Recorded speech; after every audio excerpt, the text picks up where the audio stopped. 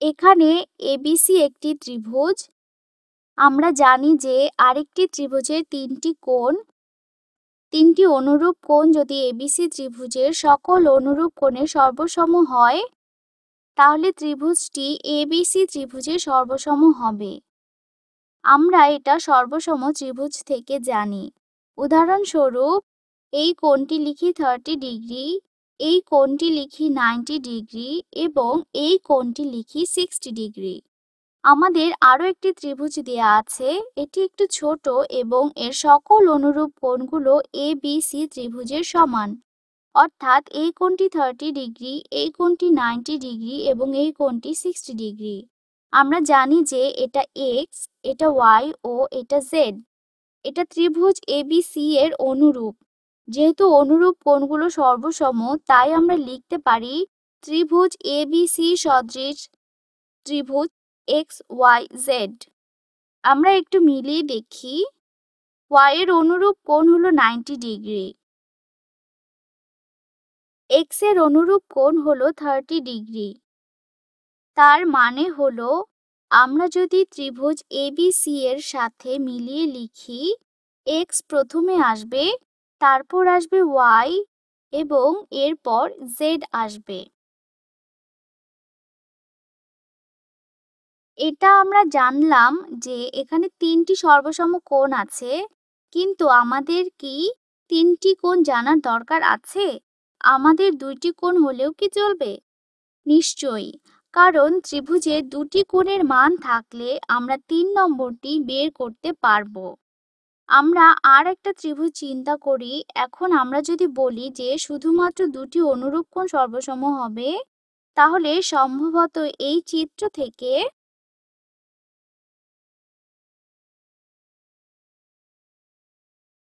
এই কোণটি ও এই কোণটি সর্বসম এবং এই কোণটি ও এই কোণটি সর্বসম হবে।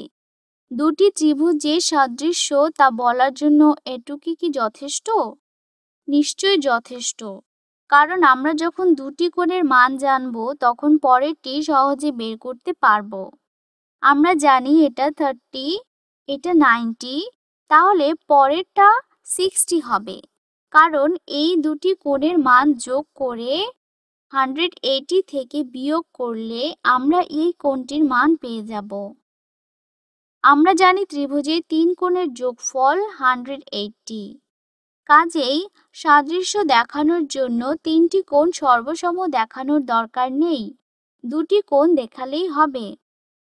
কাজেই এটা প্রথম স্বীকার্য, অর্থাৎ দুটি কোণ সর্বসম হলে ত্রিভুজ সদৃশ হবে।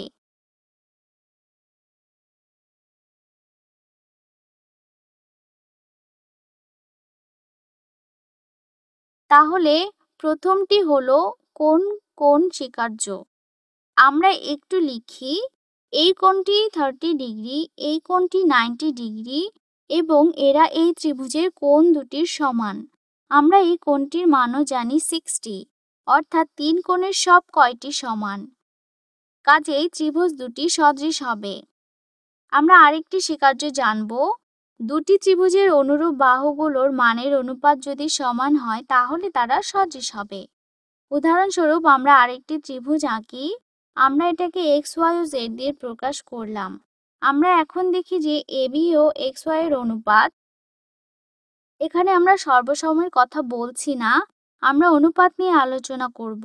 অর্থাৎ এবি ও এক্স ওয়াই এর অনুপাত বিসি ও ওয়াই জেড এর অনুপাতের সমান হবে এবং এটা এসি ও এক্স জেড এর অনুপাতের সমান হবে। অর্থাৎ আমরা বুঝলাম যে দুটি ত্রিভুজের সকল অনুরূপ বাহুগুলোর অনুপাত যদি সমান হয়, তাহলে ত্রিভুজ দুটি সদৃশই হবে। কাজেই আমরা এটাকে বাহু বাহু বাহু সাদৃশ্য বলতে পারি। কারো কাছে মনে হতে পারে এটা সর্বসময়ের স্বীকার্য। না, আমরা সাদৃশ্যই স্বীকার্য নিয়ে আলোচনা করছি। আমরা এটা লিখলাম যাতে ভুল না হয়। বাহু বাহু বাহু সর্বসমের অর্থ হলো অনুরূপ বাহুগুলো সর্বসম।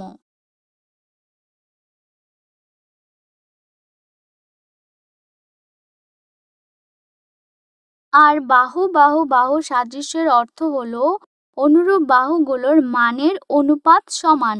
একটা উদাহরণ দেখা যাক। আমরা বাহুগুলোর মান লিখি। এখানে লিখি 60, এখানে 30 ও এখানে 30√3। আমরা ছোট ত্রিভুজটির মানও লিখি। এখানে লিখি 6, এখানে 3 ও এখানে 3√3। এখন আমরা লক্ষ্য করি AB বাই XY অর্থাৎ 30√3/3√3 অর্থাৎ 10, BC বাই YZ অর্থাৎ 30/3 সমান 10 এবং AC বাই XZ অর্থাৎ 60/6 সমান 10। কাজেই আমরা লক্ষ্য করলাম যে ছোট ত্রিভুজটির প্রতিটি বাহুর সাথে 10 গুণ করলে তা বড় ত্রিভুজের অনুরূপ বাহুগুলোর মানের সমান হয়। আমরা বাহুগুলো সর্বসম বলছি না, আমরা লক্ষ্য করলাম যে দুটি ত্রিভুজের অনুরূপ বাহুগুলোর অনুপাত সমান, কাজেই এরা সদৃশ হবে। এখন আমরা আর একটি ত্রিভুজ নিয়ে চিন্তা করি। আমরা আরেকটি ত্রিভুজ ABC আঁকি। এটা হলো A, এটা B ও এটা C। এখন আমরা লক্ষ্য করি যে এই বাহু। আমরা আরো একটি ত্রিভুজ আঁকি। আমরা আঁকলাম XY।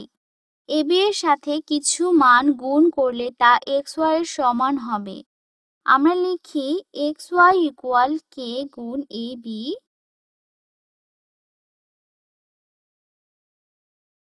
আসলে XY এর মান বড় হবে। আমরা আবার এটা আঁকি। এটাই হলো XY। কাজেই আমরা বলতে পারি XY বাই AB ইকুয়াল হবে কিছু ধ্রুবকের মান, বা আমরা লিখতে পারি XY by AB is equals to K। এমন হতে পারে AB এর মান 5, XY এর মান 10, তাহলে K এর মান হবে 2।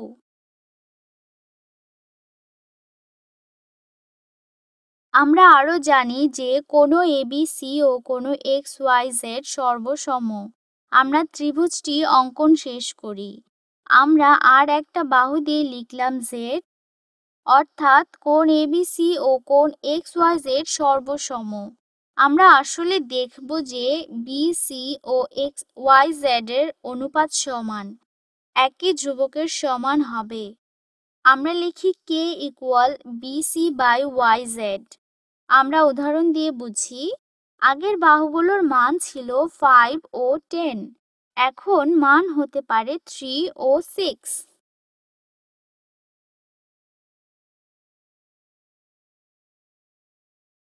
অর্থাৎ K এর মান সবসময় হবে 2। এখন এই ত্রিভুজটি অর্থাৎ XYZ কি সদৃশ হবে? আমরা দেখলাম যে AB এর সাথে কিছু গুণ করলে তা XY এর সমান হয়, YZ এর সাথে একই গুণ করলে তা BC এর সমান হয় এবং মাঝের কোণটি সর্বসম। আমরা ত্রিভুজটি অঙ্কন সম্পন্ন করি। এক্ষেত্রে আমরা শুধু একটিভাবেই ত্রিভুজটি আঁকতে পারি, যেখানে এই বাহুটির মানও একই হবে। এই বাহুটির মানের সাথে কিছু গুণ করলে তার সমান হবে। কাজেই এটাকে আমরা বাহু কোণ বাহু স্বীকার্য বলতে পারি।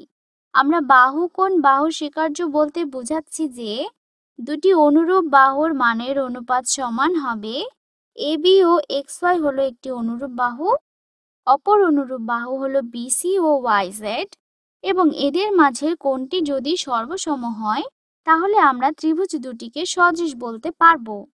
অর্থাৎ বাহু কোণ বাহুর স্বীকার্য হলো দুটি অনুরূপ বাহুর মানের অনুপাত সমান হবে।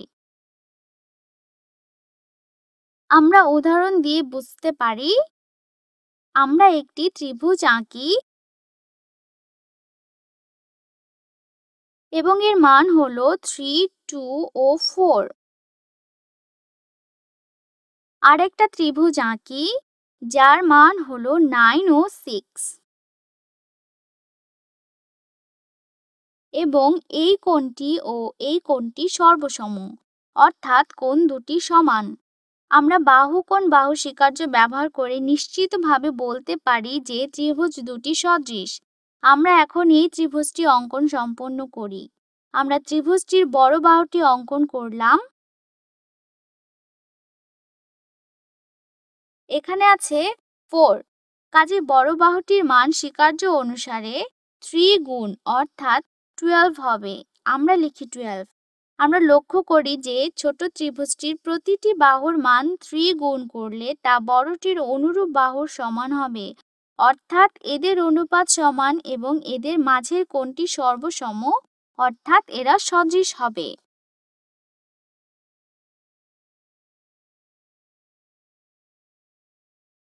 আমরা বলছি না যে এই বাহু ও এই বাহু সর্বসম অথবা এই বাহু ও এই বাহু সর্বসম, বরং বলছি অনুরূপ বাহুর অনুপাত হচ্ছে সমান এবং এই কোণ ও এই কোণ সর্বসম, কাজেই ত্রিভুজ দুটি সদৃশ।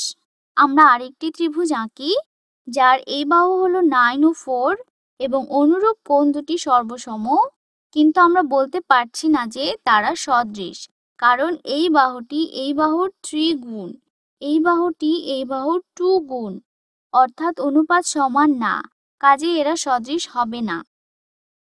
আবার যদি এমন হয় একটা ত্রিভুজ আছে যার এই বাহুর মান 9 ও এই বাহুর মান 6, তাহলে আমরা ত্রিভুজ দুটিকে সদৃশ বলতে পারবো না।